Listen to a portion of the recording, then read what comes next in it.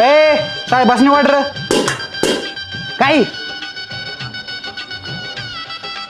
अरे वाढ की काय झालं? काय वाढू शिल्लक नाही काय सगळं जेवण संपलंय. हा अरे माकडा आता तर म्हटलास 20-25 माणसात जेवण शिल्लक आहे. कुठे गेलं सगळं? गेलं डिर्या माझ्या पोटात. आता जेवण आलोय राजू.